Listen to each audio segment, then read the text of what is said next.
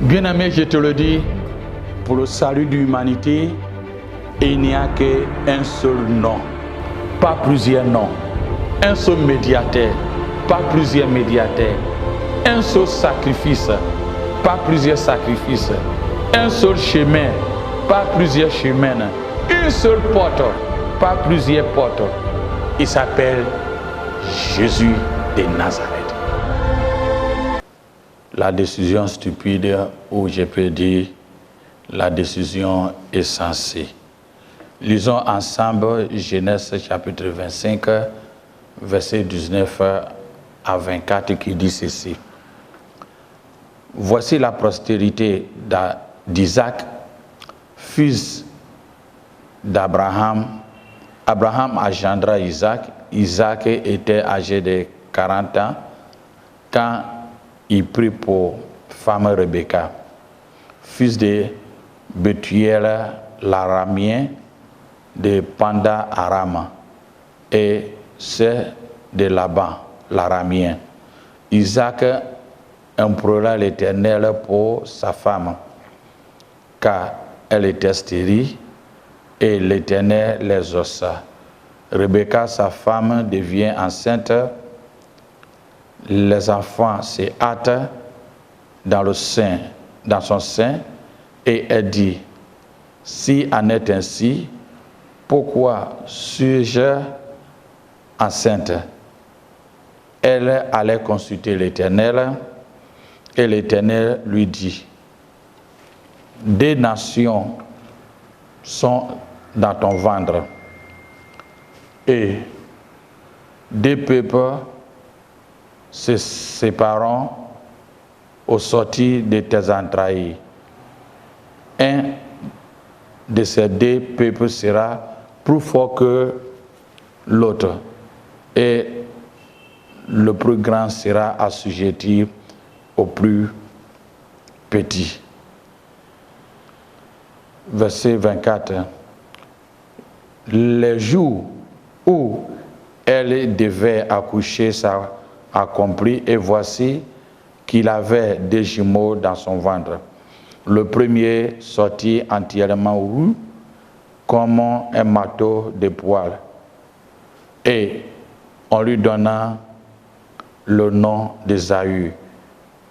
Ensuite sortit son frère. Donc la mère tenait le talon d'Ésaü, et on lui donna le nom Jacob. Je saute pour lire le verset 27 qui dit ceci. Ces deux enfants grandis.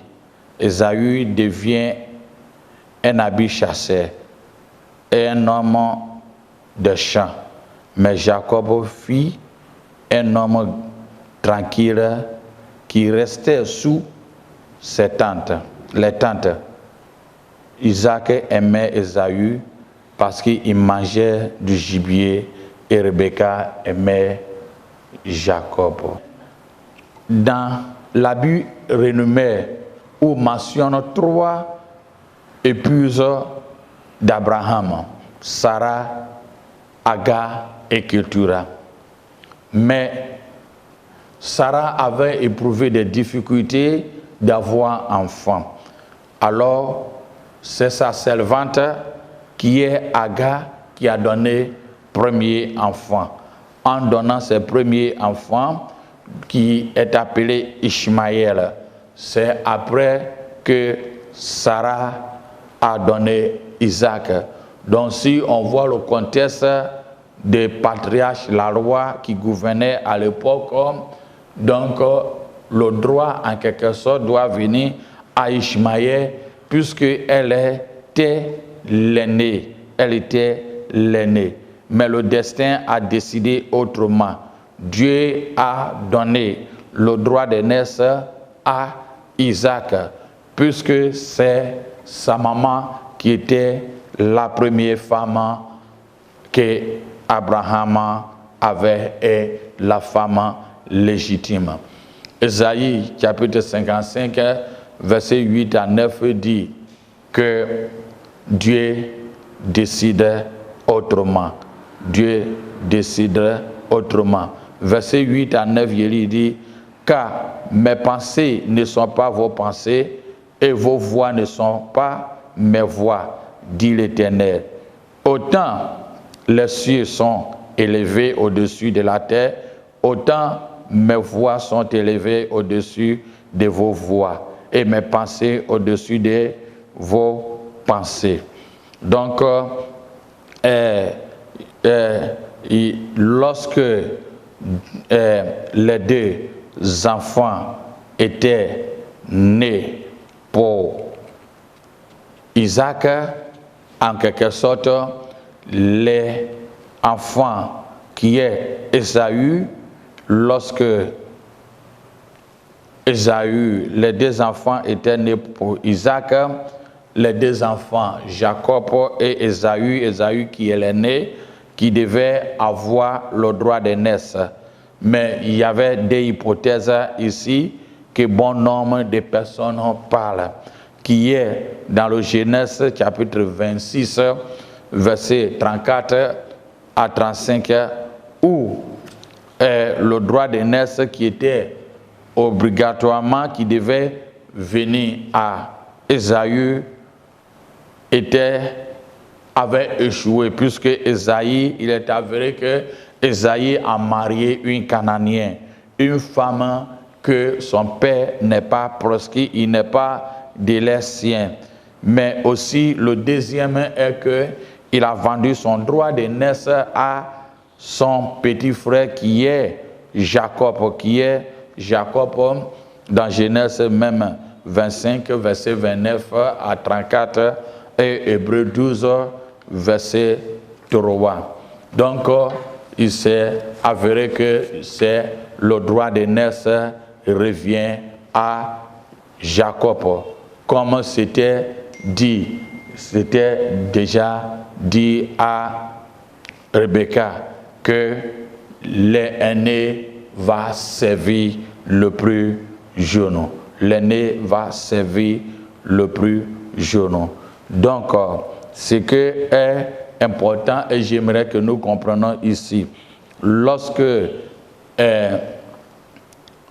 Isaac était à l'âge avancé, qui était à sa vieillesse et qui cherchait bénir ses enfants, il y a eu Rebecca, qui, sa femme, a joué un grand rôle dans ce qui est héritage, le destin ou la promesse que Dieu a fixée.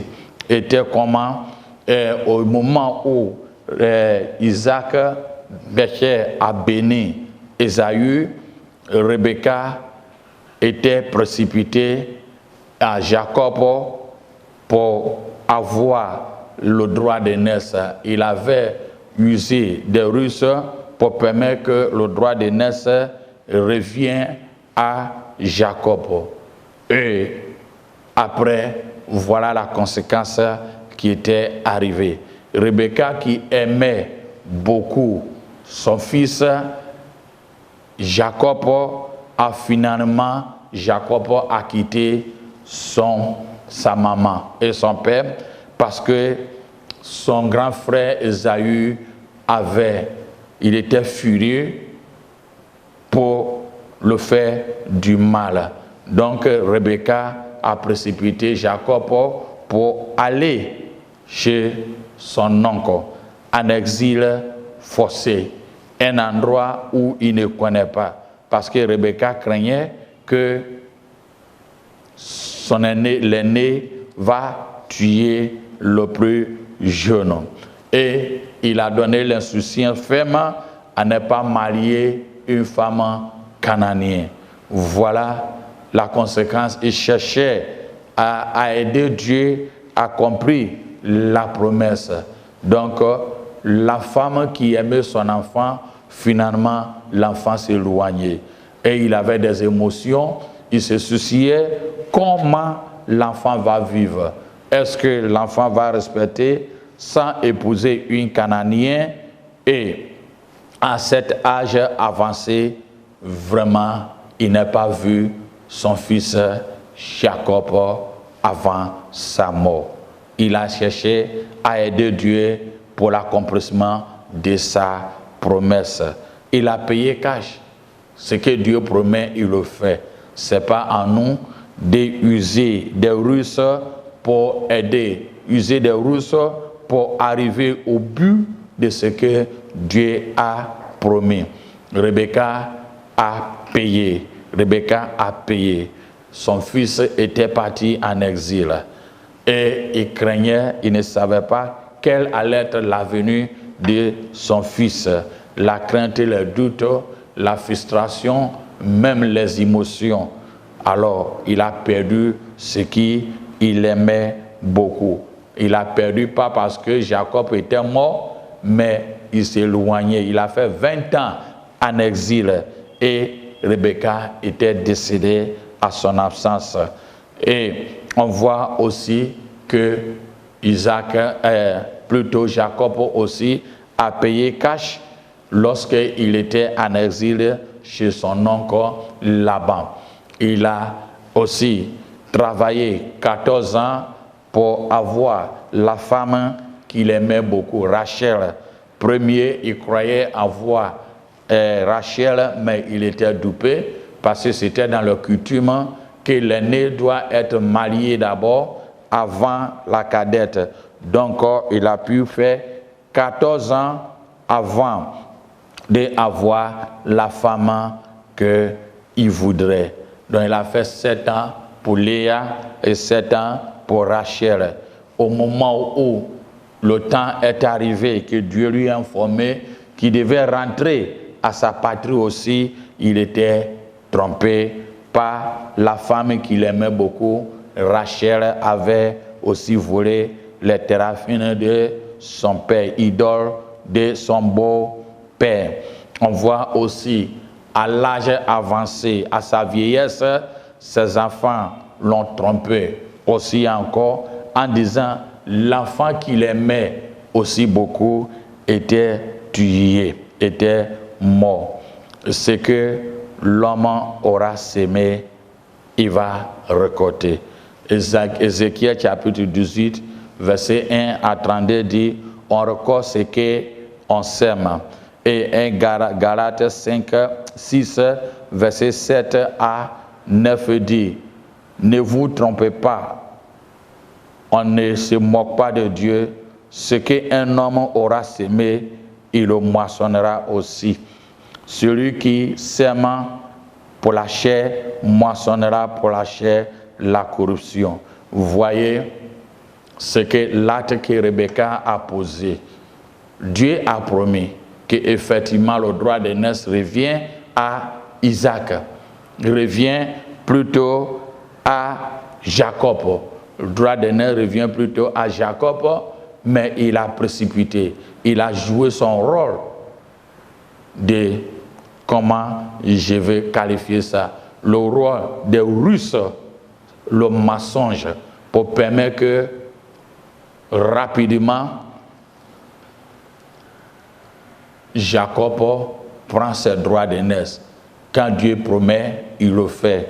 Comment il va le faire, personne ne peut savoir. Nous devons laisser Dieu lui-même faire son choix. Au fait d'aider pour que la promesse de Dieu s'accomplisse, finalement, il a perdu son fils qui était cher pour lui, qui devait rester à son côté. Au moment de sa mort, son fils était loin. Mais son fils aussi a payé parce qu'il était trompé 3 fois durant sa vie aussi. On voit le contraste dans le choix de David. Lorsque nous lisons Samuel chapitre 16, Samuel chapitre 9, verset 16, il nous fait comprendre que Dieu a appelé Samuel aller loin David comme au roi parce qu'il a rejeté le roi Saül. Il a rejeté le roi Saül. Donc on voit en Samuel chapitre 16 que il parle aussi que Dieu a rejeté Saül. Alors il a envoyé le prophète Samuel aller loin David pour que David sera le futur roi du peuple d'Israël à son temps. Mais durant la période où Saül, le roi Saül était sur son trône à cause de désobéissance et que Samuel a moigné David étant que roi. David avait l'âge entre 10 à 15 ans lorsque nous lisons Samuel chapitre 16 verset 1 à 13. La Bible ne nous donne pas précisément la date, mais lorsque nous voyons à l'âge de l'époque de David, à cette période-là, il n'était pas encore garçon. Il n'était pas encore garçon. Il n'était pas encore garçon. Et lorsque il fuyait au moment, durant la période où il faisait la guerre avec Goliath, la Bible nous fait comprendre qu'il était à l'âge des adolescents, qui est entre 16 à 19 ans, selon les coutumes juives. Et on voit parce que dans 2 Samuel chapitre 5, verset 4, il nous parle qu'il était devenu roi lorsqu'il était à 30 ans. Mais 1 Samuel 17 nous fait comprendre que ses frères lui fait éloigner du combat parce qu'il lui paraît qu'il était un enfant. Il était un enfant. Il n'était pas encore arrivé à l'âge des garçons, à l'âge des combats. Donc, ce qui veut dire qu'il était autour de 16 à 19 ans à son temps. Donc, mais durant la période où David était moins comme roi et Dieu a rejeté Saül, David n'a pas cherché d'autres astuces pour faire tuer ou complot pour faire sortir le roi Ésaü sur son trône. On voit qu'après le moment où David était oint comme roi, la jalousie a commencé. Et maintes de fois, Saül cherchait même à tuer David, mais Dieu l'a préservé. Dieu l'a préservé. On voit 1 Samuel chapitre 24, où même aller dans le rocher où il était, dans la grotte, il avait même coupé le petit bout de habit du roi Saül pour lui faire comprendre qu'il pouvait lui faire du mal, mais il s'est abstenu. Il savait que le temps de Dieu est le meilleur. Le temps de Dieu est le meilleur. Ecclésiaste 3, verset 11 nous dit que il fait toutes choses bon à son temps. Dieu fait toutes choses bon à son temps. Galates 4, verset 1 dit « Or, aussi longtemps que l'héritier est enfant, j'ai dit qu'il ne devait à rien d'un esclave, quoi que ce soit, maître de tout.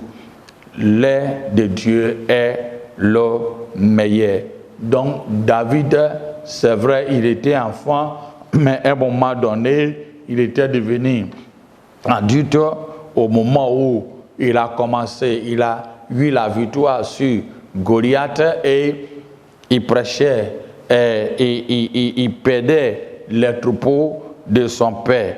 Mais la Bible nous dit, David a cédé le trône à l'âge de 30 ans.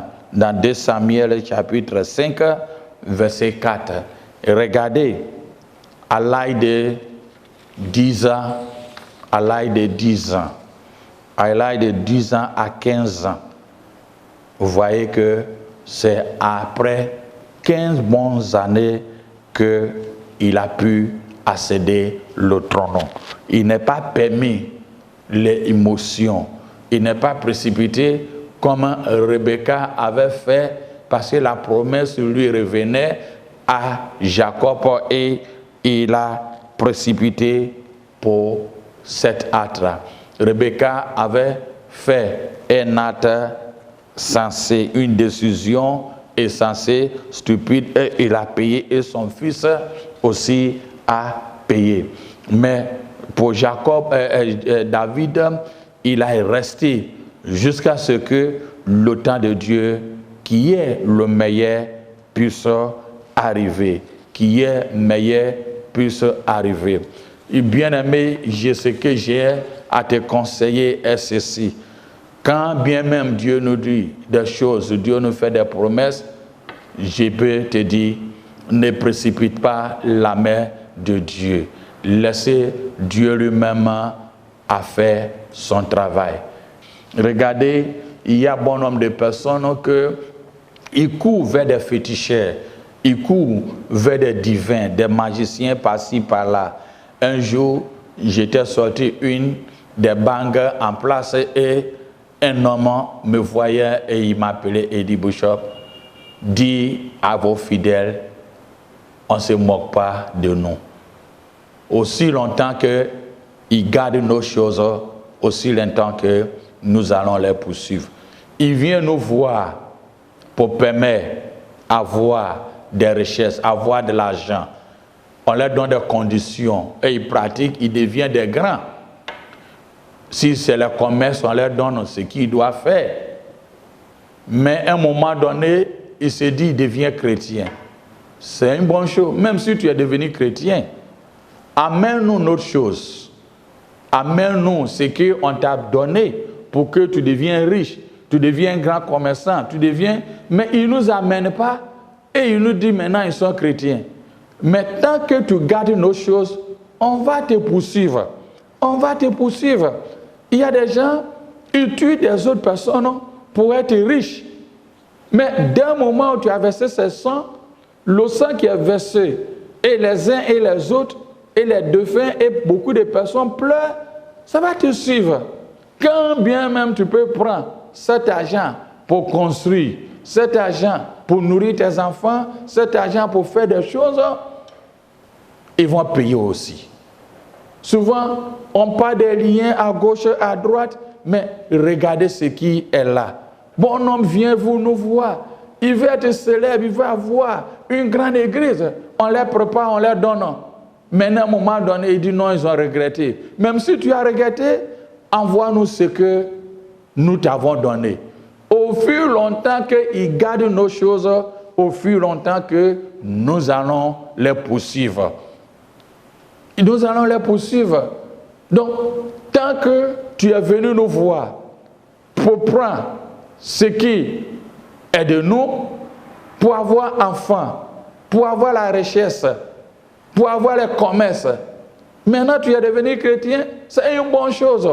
Donnez-nous ce que nous avons. Mais tu ne nous n'amènes pas et tu gardes, tu dis tu es chrétien, on va te poursuivre.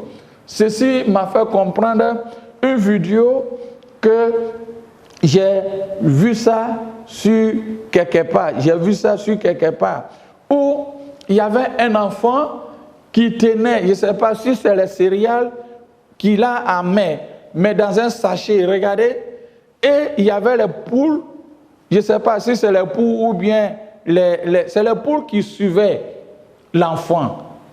Mais l'enfant courait et il criait. Mais au fur et à mesure, il courait et il criait, les poules ne le laissaient pas. Parce qu'il tenait ce qui appartenait, je peux dire, ça appartient les poules. Donc, tant que l'enfant n'est pas laissé tomber, les poules vont le suivre. Donc, on ne peut pas aller voler, on ne peut pas aller tuer, on ne peut pas laisser tomber. Donnez ce que le féticheur, ça lui appartient là. Ils vont vous suivre. Ils vont vous suivre. Vous allez fatiguer des hommes de Dieu. Vous allez fatiguer des personnes. Même si tu es un homme de Dieu, tu as fait aussi des pareils. Tu n'auras même pas la paix qu'il faut. Tu n'auras même pas la paix qu'il faut. Donc, ce que l'homme aura sémé, il va récolter. Sois patient. Certains, il dit, je veux un enfant. L'enfant ne vient pas, il s'en va voir ce qu'on appelle les mamies. Ceux qui consultent les eaux, les divins, les magiciens. Maintenant, ils font les cérémonies et tu es un enfant. Tu penses que cet enfant va grandir, faire ce qui est bon pour toi? Cet enfant-là, amène-le à l'église. Il devient même le pasteur, mais il aura un cœur comme Pierre. Il devient même le professeur, il aura un cœur comme Pierre. Tu ne fais pas attention, l'enfant même va te tuer. Tu vas même regretter parce que la base n'est pas bonne. Tant que nous passons à des voies qui n'est pas bonnes, nous allons payer et récolter. Donc j'ai à te dire, quand Dieu promet, il le fait. Dieu promet, il le fait. Ne cherche pas en disant, je vais aider Dieu. Je vais faire des raccourcis pour permettre que la promesse que Dieu a faite dans ma vie doit t'accomplir. Doit t'accomplir. Quand la promesse tarde, reste là. Parce qu'on moissonne ce qu'on a semé. J'ai connu certaines personnes qui sont allées dans certains cercles pour avoir un certain renommée au pouvoir, renommée de devenir des directeurs de certains postes. Mais les nuits, ils ne dorment pas. Ils courent à gauche, à droite pour se faire réconforter. Pour mieux avoir le confort, laisse tomber. Où tu as pris là, va et tu ramènes. Zachée disait à Jésus, Seigneur, tout ce que j'ai volé même, je vais aller les donner pour que je sois libre. C'est vrai, la Bible ne nous a pas donné explicitement s'il était parti donner ou pas.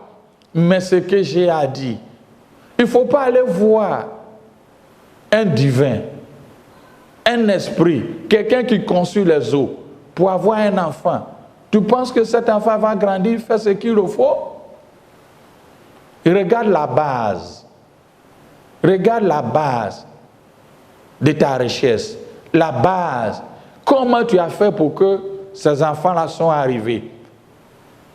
Tu avais fait divorcer un foyer et tu étais venu planter pour faire des enfants. Au moment où l'autre avait ses enfants, mange que le coco pour vivre et pleurer, tu penses que tes enfants vont reçu? En allant même à l'université, tu vas payer cash. Pour mieux vivre, il faut recommencer à changer, à déposer. Va à la classe de départ. On parle des liens, on parle de ceci, cela. Mais cet homme m'a fait comprendre que les gens s'amusent. Souvent, ils se moquent de certains qui se disent chrétiens. Vous êtes venus nous voir. Nous t'avons préparé. Nous t'avons donné ceci. Aujourd'hui, tu dis tu es ceci. Tant que tu ne nous as pas donné, tu n'auras pas ta paix. Tu n'auras pas ta paix. Tu peux gêner 40, tu peux faire comme tu veux, mais amène-nous nos choses. Nous, on ne disconvenait pas que tu deviens chrétien, mais amène-nous nos choses. J'ai regardé et j'ai vu que c'est très important que nous, les hommes de Dieu, on doit prendre l'importance et on doit prendre le temps avant même que nous prions pour certains sujets. N'utilisez pas des voies et moyens qui n'est pas la voie de Dieu. Même si Dieu a promis, attends que sa promesse soit accomplie, pour ne pas que ce que tu sèmes, tu vas payer. Paye impôt, tu vas payer.